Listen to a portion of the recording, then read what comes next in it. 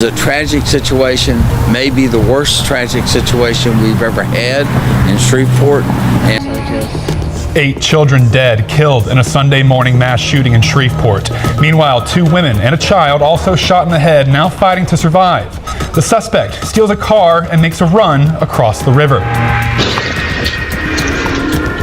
It all ended with the suspect dead after gunfire in a Bossier City neighborhood.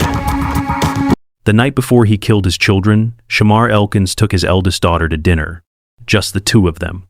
He posted about it on social media with laughing emojis. He came home. He tucked her siblings in. And sometime between that dinner and 5:55 the next morning, something final locked into place inside him. By sunrise, 7 of those children were dead. And the daughter he had dinner with was among them. If you are watching this from the United States, from the UK, from Canada, from anywhere in the world right now, I need you to stay with me for the next few minutes. Because this case is not just about what one man did in Shreveport, Louisiana on a Sunday morning. It is about every system that had a chance to stop him and didn't. Drop a comment right now and tell me where you are watching from. Let's see how far this story has traveled. Now let's get into it. Saturday afternoon, April 18th, 2026. Shamar Elkins was sitting on his front porch.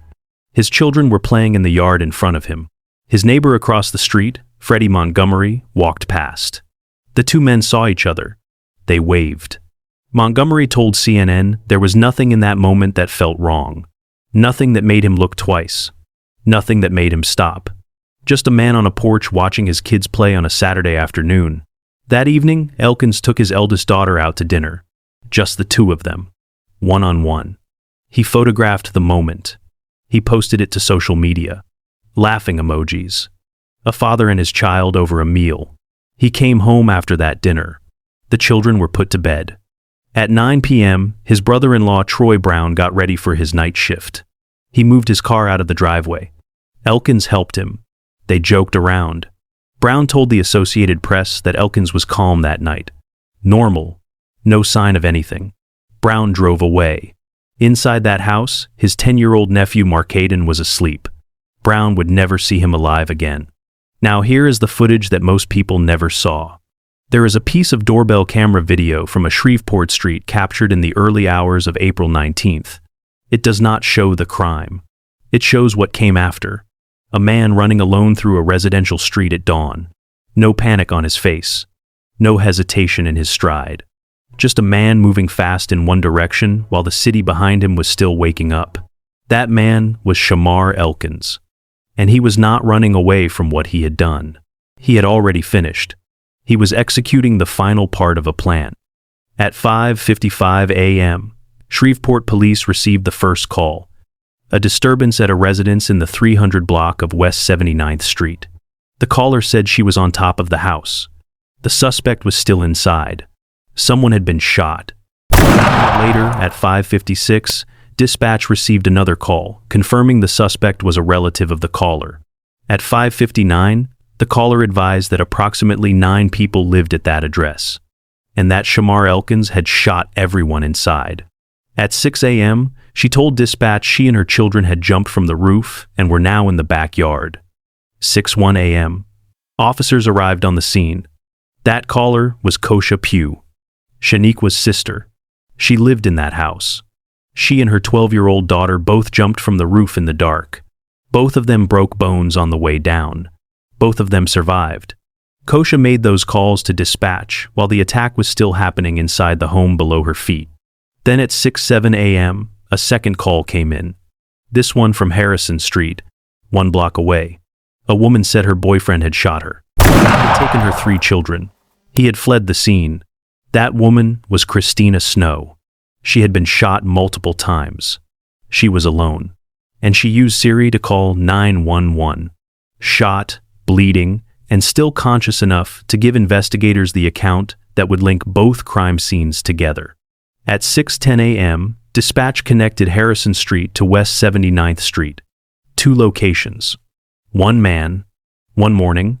At 6:20, officers received word that Christina's 3 children might be inside the vehicle Elkins had carjacked after leaving the house. At 6:40, officers confirmed the vehicle was empty. The children were not inside. All 8 of them were already at West 79th Street. All 8 of them were already gone. 7:03 a.m. Shamar Elkins was pronounced dead at the scene in Bossier City after officers confronted him following the chase. The city of Shreveport was barely 2 hours into its Sunday morning, and 8 children who had been alive at dinner the night before were not. Jayla, Shayla, Braylon, Caleb, Kadarian, Layla, Marcaden, Soraya. 3 boys and 5 girls, ages 3 to 11. 7 of them his own flesh and blood. 1 of them their cousin. All of them asleep when it started. Most of them shot in the head. Some of them found near the back door. Evidence that at least a few of them woke up. Evidence that at least a few of them ran. And didn't make it out. That is what happened on the morning of April 19th, 2026 inches, Shreveport, Louisiana. But that is not the whole story. Because the morning itself is only the end of something that had been building for years. And the question this case demands is not just what Shamar Elkins did. It is what every system around him knew, and what none of them did about it. Let's talk about what this actually was. Because every news channel covered this story. Every outlet ran the headline. 8 children dead in Shreveport, Louisiana. Father identified as the shooter. And then they stopped. They gave you the what, and they never gave you the why. So let's go deeper. Because the why in this case does not begin on April 19th, 2026. It begins in 2023. Before the wedding. Before the divorce filing. Before the court date. Before any of it. Sheniqua Pugh considered leaving Shamar Elkins in 2023. She raised the possibility of taking the children and walking away. And when she did, Elkins told her directly, "If you leave me, I will kill you. I will kill the children, and I will kill myself." She heard those words. She stayed. She married him in April 2024, and that threat was never reported to a single authority. It never entered a police database. It never appeared in any court document. It sat as private family knowledge for nearly 3 years. Now, here is what the research says about that kind of threat. Researchers who study intimate partner homicide are consistent on this point. Explicit pre-separation death threats are among the strongest statistical predictors of lethal violence. They are not impulsive outbursts. They are not dramatic arguments that people say in the heat of the moment. They are declarations of ownership. A partner establishing that this relationship ends on his terms. Or it does not end at all. Elkins made that declaration in 2023. And when Sheniqua finally filed for divorce 3 years later, citing infidelity, that declaration did not disappear. It activated. The divorce court date was set for April 20th, 2026. The morning after the shooting, the marriage he had promised to destroy if she ever left was about to be legally dissolved in a courtroom whether he agreed to it or not. That is the trigger. Not sudden rage. Not one bad argument. Not a man who snapped. A point of no return that he had already told her he would never allow to happen. Now let's talk about the systems. Because this case is not just about what Shamar Elkins did. It is about every system that had a piece of him on record. And what none of them did with it? The first system is law enforcement. In 2019, Elkins was arrested near Caddo Magnet High School in Shreveport. He pulled a 9mm handgun from his waistband. He fired 5 rounds at a vehicle. Children were playing outside less than 300 feet from where those shots landed. He claimed the driver had pointed a gun at him first. He pleaded guilty to illegal use of a weapon. The school property charge was dismissed. He received 18 months probation. And under Louisiana law, that conviction legally barred Shamar Elkins from possessing any firearm until at least 2029. Not a suggestion, not a recommendation. A hard legal prohibition on the books. On April 19th, 2026, he had 2 weapons. A small caliber handgun and a Mossberg rifle-style pistol that officers recovered when they confronted him in Bossier City. 2 weapons in the hands of a man the law said could not touch one. So, how did he get them? The ATF traced the rifle. It led them to a 5-6-year-old Shreveport man named Charles Ford, also a convicted felon, also legally prohibited from owning firearms. When federal agents first interviewed Ford, he denied ever having the weapon. Then he admitted he had it. Then he admitted he believed Elkins took it from under the seat of his truck. Ford was federally charged on April 21st. 2 days after the shooting, he now faces up to 15 years on the felon in possession charge and 5 additional years for lying to federal agents. The handgun has still not been publicly traced. 2 convicted felons. 1 illegal weapon passed between them. A legal prohibition that had been on the books since 2019, and a system that never flagged it until after 8 children were dead. The second system is the VA. In January 2026, 3 months before the shooting, Elkins checked himself into the Veterans Affairs Hospital in Shreveport. Betty Walker, the woman who raised him, confirmed to the New York Times that this followed a suicide attempt. He stayed approximately 10 days. He was discharged. Troy Brown told reporters that when Elkins came home, he seemed better. Talking about being a good father. Talking about getting things right. Brown asked him directly whether he needed to go back. Elkins said he was fine. He said he would just deal with it. What the VA discharged him back into was the exact same environment that produced the crisis in the first place. A marriage in active dissolution. Financial pressure across 2 households. A death threat he had made 3 years earlier that was still sitting inside that marriage unaddressed. No documented follow-up support on public record. Happy as not healed. And within weeks of that discharge, the deterioration continued. On Easter Sunday, April 5th, 2 weeks before the shooting, Elkins called his mother Mahalia and his stepfather Marcus Jackson. He was crying. He told them Sheniqua had filed for divorce. He said he was drowning in dark thoughts. His stepfather tried to reassure him. Elkins replied with the line that has stayed with that family ever since. Some people don't come back from their demons. The call ended. No crisis line was contacted. No welfare check was made. No one called police.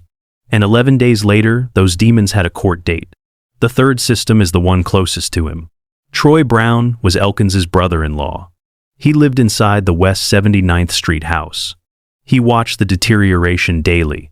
He heard Elkins repeating the same thing over and over in those final days. "Bro, I do not want to lose my wife." Brown described it as unlike anything he had heard from Elkins in all the years he had known him. He asked Elkins directly whether he needed to go back to the hospital. Elkins said no. At 9 p.m. on Saturday night, Brown left for his night shift. He moved his car out of the driveway. Elkins helped him. They joked around. Brown drove away. His 10-year-old nephew Markedin was alive inside that house when Brown pulled out of the driveway. Brown never saw him alive again. Now step back and look at the full picture. A 2019 weapons conviction that legally barred him from firearms until 2029. A January 2026 VA hospitalization following a confirmed suicide attempt with no documented follow-up. A divorce proceeding with a court date the following morning. A 2023 death threat against his wife and children that was never reported to any authority. A brother-in-law living in the same house, watching the collapse from the inside. 5 data points. 5 different systems. Law enforcement. The VA. The divorce court. The family. The private threat that never became a public record. None of them were ever connected. None of them were ever assembled into a single risk picture. Not one of those systems knew what the others knew. And 8 children who went to sleep on a Saturday night paid for every gap between them. This was not a snap. This was not a surprise. This was a plan that had been stated out loud, written into the blueprint of that marriage before the wedding ever happened, and activated the moment losing her became inevitable. Let's be clear about what this was. Not a man who lost his temper. Not a mental health episode that nobody could have predicted. Not a tragedy that came out of nowhere on a Sunday morning. This was a promise, made in 2023, stated out loud to the woman he would later marry, and carried out the moment a courtroom made losing her unavoidable. The divorce didn't cause this. It activated it, and that distinction matters. Because if we keep calling this a snap, we will keep missing the next one. Now, say their names. Because they were not a headline. They were not a statistic. They were children who went to sleep on a Saturday night. Jayla Elkins, 3 years old. Shayla Elkins, 5 years old. Braylon Snow, 5 years old. Caleb Pugh, 6 years old. Kadarian Snow, 6 years old. Layla Pugh, 7 years old. Markaden Pugh, 10 years old. Soraya Snow, 11 years old. 5 girls and 3 boys. 7 of them his own blood. 1 of them their cousin. All of them asleep when it started. Most of them shot in the head. Some of them found near the back door. Evidence that at least a few of them woke up. Evidence that at least a few of them ran. And still didn't make it out. Troy Brown lost his nephew Markaden that morning. His wife broke bones jumping off the roof to survive. His daughter jumped alongside her. And he said this on camera: "I am never going to get to throw the football with him again. I am never going to get to hear him say, 'Daddy, can I get this bag of chips?' I am never going to hear my nieces call my name again." That is what this case costs in real human terms. Not a press conference number. Not a body count in a headline. A father who will never throw a football again. As of today, 4 investigations remain open. The ATF full firearms procurement inquiry into how both weapons reached a man legally prohibited from touching either of them. The federal prosecution of Charles Ford, which is ongoing. The Louisiana State Police officer involved shooting investigation into whether Elkins died from officer gunfire or a self-inflicted wound. That question is still officially unresolved. A deleted social media post from someone identified as his former Army mentor claimed Elkins arrived at his home after the attack. They spoke briefly, and Elkins shot himself. That post was removed. The state investigation has not confirmed or denied it. And the Shreveport Police Department motive investigation, which has not produced final public findings. But here is the question this case demands that nobody is asking loudly enough. Should a VA discharge for a veteran with an active firearms prohibition and a pending divorce trigger automatic cross-agency notification? Should a domestic violence lethality screening be mandatory the moment a divorce is filed against someone with a prior weapons conviction on record? What would it take to connect those systems before the next court date? Before the next Saturday afternoon, where a neighbor waves from across the street and notices nothing wrong? Before the next dinner with laughing emojis that becomes the last photograph? The 2023 threat was the door. The VA discharge was the door. The firearms prohibition was the door. The divorce court date was the door. Every single one of them was a door the system could have walked through. None of them were enough. And 8 children were the answer to every question nobody asked in time.